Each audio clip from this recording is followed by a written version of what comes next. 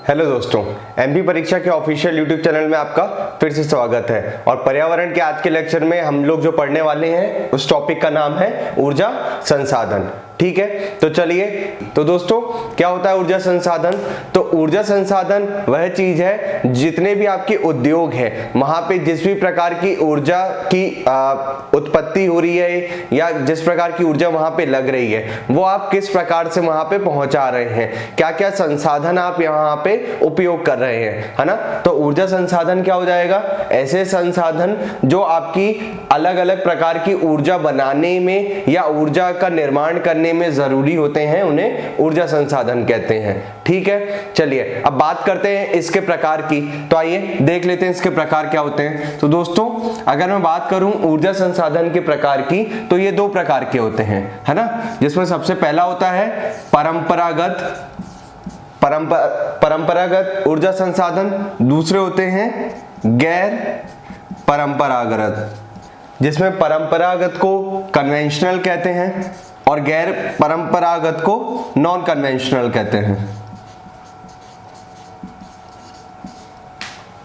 ठीक है, तो ये हो गए आपके दो अलग अलग प्रकार, जिसमें परंपरागत और गैर परंपरागत आ गया।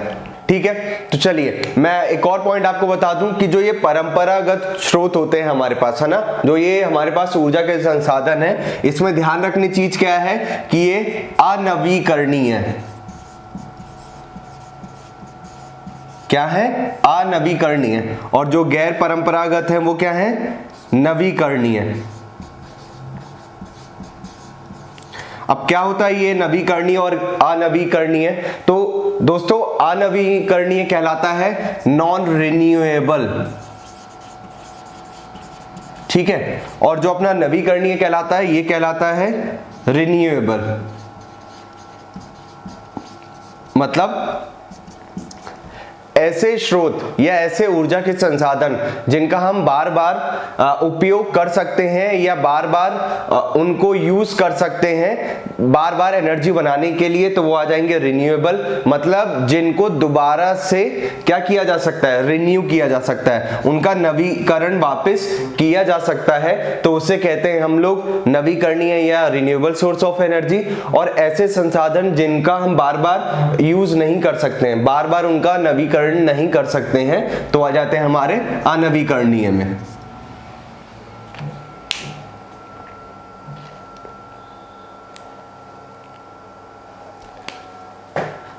ठीक है, तो ये हो गया हमारा नॉन रिन्यूएबल और ये हो गया हमारा रिन्यूएबल सोर्स ऑफ एनर्जी। ठीक है, अब बात कर लेते हैं हम अलग अलग परंपरागत कौन कौन से ऐसे ऊर्जा के संसाधन हैं जो हमारे पास उपलब्ध हैं, और ऐसे कौन से गैर परंपरागत ऊर्जा के संसाधन हैं जो हम लोग के पास उपलब्ध हैं। ठीक है, चलिए दोस्तों, तो हम परंपरागत ऊर्जा संसाधन में सबसे पहले पढ़ेंगे कोयला, या जिसे कहते हैं कोल, है ना, इसके बारे में पढ़ेंगे। तो ये सबसे ज्यादा उपयोग किया जाने वाला, है ना, ऊर्जा का संसाधन है, जो हमारे भारतीय जितनी भी इंडस्ट्री, भारतीय उद्योगों में अधिकतर सबसे ज्यादा किसका उपयोग किया जाता है? कोयले का उपयोग किया जाता है ना। क्यों इसका उपयोग किया जाता है? क्योंकि ये सबसे आसानी से प्राप्त होता है ना। लेकिन इसमें सबसे ज्यादा ध्यान रखने वाली चीज क्या है कि जो अब इसके हमारे पास भंडार थे, जितने भी भंडार गृह थे इसके जितने भी थे, अब वो धीरे धीरे क्या होने लगे हैं? खत्म होने लगे हैं। तो धीरे धीरे अब वो क्या होने लगे? खत्म होने लगे। इसलिए कहा जाता है, मतलब इसलिए माना जा रहा है कि 40 से 50 या अधिकतर 100 वर्षों के अंतर्गत जितने भी हमारे कोयले के भंडार गृह हैं या जितने भंडारण हैं, वो सब क्या हो जाएंगे? विलुप्त हो जाएंगे, खत्म हो जाएंगे।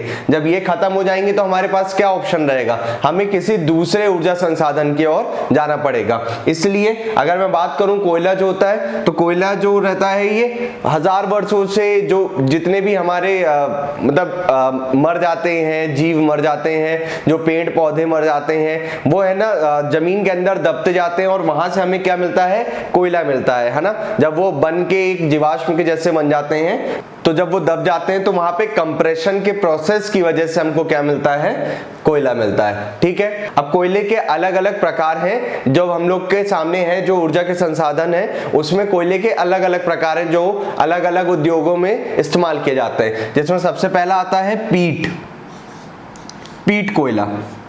ये कोयले का एक प्रकार है। ठीक है, इस कोयले की खासियत क्या है दोस्तों, ये सबसे गर्म, मतलब अगर बात की जाए तो इसमें तापमान, अगर ताप की बात करें कि कोयला जब जलता है तो कितना ताप तक जल सकता है, तो इसका ताप क्या होता है, कम होता है। ठीक है, दूसरी चीज इसमें क्या होती है, कि इसमें ह्यूमिडिटी है ना, ह्यूमिडिटी बहुत ज्यादा होती है। तो पीट की क्या खासियत है कि इसका कम ताप होता है ना, और आर्द्रता ज्यादा होती है।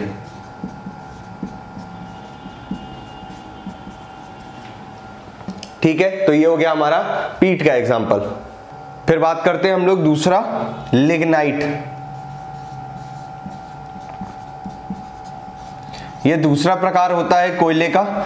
इसकी क्या खासियत होती है, ये मुलायम होता है दोस्तों, ये कोयला मुलायम होता है और इसमें नमी सबसे अधिक होती है, ये हो गया हमारा दूसरा प्रकार। और तीसरे प्रकार, और अगर तीसरे प्रकार की बात की जाए तो तीसरा प्रकार है हमारा एंथ्रेसाइट। एंथ्रेसाइट की खासियत क्या होती है, ये बहुत ही उच्च कोटि का कोयला होता है ना, इसमें जो परत होती है बहुत अच्छी होती है और ये अधिकतर धातु संशोधन में इस्तेमाल किया जाता है। इस प्रकार के जो भी कोयले होते हैं वो कहाँ पे अधिकतर किस उद्योग में इस्तेमाल किए जाते हैं, धातु संशोधन में। जो भी हम मतलब लोहे का अगर हम उसको मेल्ट कर रहे हैं है ना, तो वो सबसे ज्यादा किस कोयले की मदद से किया जाता है, ये एंथ्रेसाइट कोयले की मदद से किया जाता है ना। और सबसे आखिरी में अगर मैं बात करूं तो सबसे आखिरी में आ जाता है हमारा बिटुमिनस। तीसरे नंबर पे आता है दोस्तों हमारा बिटुमिनस। अब क्या होता है ये बिटुमिनस, तो दोस्तों बिटुमिनस जो कोयला होता है ये सबसे अच्छी क्वालिटी का कोयला होता है ना। इसका अधिकतर उपयोग किसमें किया जाता है, धातु संशोधन में किया जाता है। और खास करके इस धातु के संशोधन में इसका उपयोग किया जाता है, तो इसका उपयोग किया जाता है लोहे। जब भी लोहे का संशोधन किया जाता है तो वहां पे किस प्रकार का कोयला इस्तेमाल किया जाता है, बिटुमिनस कोयला इस्तेमाल किया जाता है। और सबसे आखिरी में आता है हमारा एंथ्रेसाइट। ये कोयले की सबसे अच्छी परत मानी जाती है। इसका क्या खासियत है कि इसमें अधिक ताप होता है और नमी कम होती है।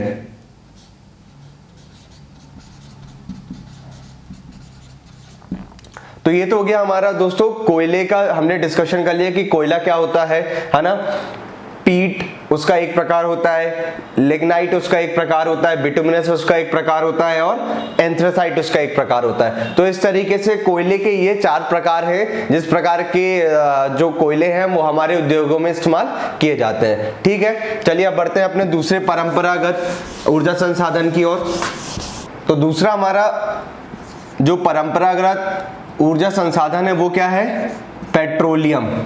अब क्या होता है पेट्रोलियम, क्या होता है दोस्तों, तो पेट्रोलियम वह ऊर्जा का संसाधन है जो क्या होता है कि जितने भी हमारे समुद्र हैं इसमें क्या होता है कि बहुत ही निचले स्तर पर धीरे धीरे जितने भी जीव जंतु मर जाते हैं या पेड़ पौधे जो रहते हैं वो मर जाते हैं, तो धीरे धीरे जब एक जगह रहते हैं तो वहां अधिक दाब में, जितना ज्यादा ताप रहता है, दाब रहता है, सबसे ज्यादा समुद्र के अंदर रहता है, तो वहां पे इन लोग क्या करते हैं, धीरे धीरे कंप्रेशन होता है और वहां पे एक प्रकार का जीवाश्म ईंधन प्राप्त होता है हमें, है ना। ये एक जीवाश्म ईंधन है। ठीक है, तो ये हो गया हमारा पेट्रोलियम। क्या क्या होता है इससे, पेट्रोलियम दोस्तों एक तरीके से किसी भी उद्योग में क्या करता है ये, तो पेट्रोलियम का उपयोग क्या है दोस्तों, तो पेट्रोलियम मुख्यतः ईंधन के रूप में उपयोग किया जाता है, ईंधन के रूप में उपयोग किया जाता है इसका।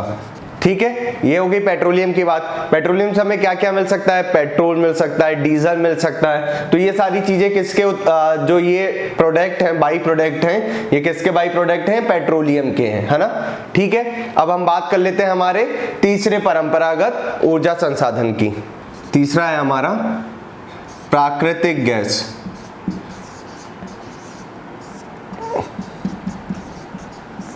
या नेचुरल गैस।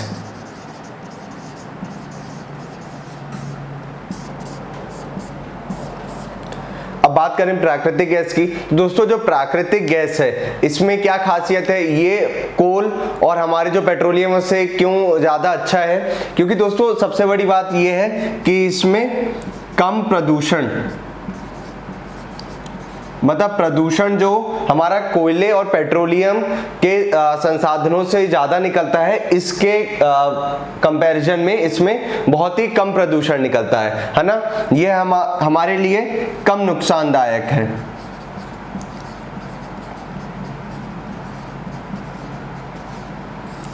ठीक है, और क्या खासियत होती है कि ये जो है आजकल जितने भी आप गाड़ी देख रहे होंगे, जितने भी बड़े बड़े शहरों में आप लोग ये देख रहे होंगे, वहां पे एक तरीके का प्रचलन चल चुका है कि वहां पे अक्सर आपने सुना होगा CNG।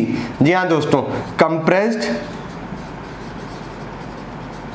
Natural gas. अधिकतर इन ईंधनों का इस्तेमाल होने लगा है गाड़ी चलाने के लिए, है ना। तो इससे क्या हो रहा है, इससे लोगों की खपत जो हो रही है वो अच्छी खासी हो रही है ना। मतलब इसमें पैसा उनको कम लग रहा है, लेकिन जो उनकी खपत हो रही है वो ज्यादा हो रही है, और इससे हमारे जो वातावरण है उसमें प्रदूषण भी क्या हो रहा है, कम हो रहा है। इसलिए अक्सर अभी आजकल के समय में जितने भी बड़े बड़े शहर हैं वहां पे CNG का इस्तेमाल करना स्टार्ट करवा दिया है वहां की सरकारों ने। ठीक है, तो ये हो गया हमारा प्राकृतिक गैस। ठीक है दोस्तों, तो आज के वीडियो में हमने परंपरागत ऊर्जा संसाधनों के बारे में पढ़ लिया कि कौन कौन से हमारे परंपरागत ऊर्जा संसाधन हैं, जिसमें हमने कोयला देख लिया, ठीक है, हमने पेट्रोलियम देख लिया और हमने नेचुरल गैस देख ली। ये तीनों चीजें हम आज के वीडियो में देख चुके हैं। तो दोस्तों आज के वीडियो के लिए इतना ही। ठीक है, नेक्स्ट वीडियो में हम लोग डिस्कस करेंगे हमारा दूसरा पार्ट, जो है हमारा गैर परंपरागत ऊर्जा संसाधन। तो जो हमारा इसका जो दूसरा पार्ट है गैर परंपरागत ऊर्जा संसाधन, वो हम लोग नेक्स्ट वीडियो में डिस्कस करेंगे। ठीक है दोस्तों, आपको हमारा ये वीडियो कैसे लगा इसको लाइक करें और कमेंट करें, और MP परीक्षा के ऑफिशियल यूट्यूब चैनल से जुड़े रहने के लिए धन्यवाद। दोस्तों ऐसी और वीडियोस के लिए सब्सक्राइब कीजिए परीक्षा चैनल को और बेल आइकन दबाना ना भूलें। और अगर आप तैयारी कर रहे हैं तो प्रैक्टिस के लिए अभी डाउनलोड करें MP परीक्षा ऐप।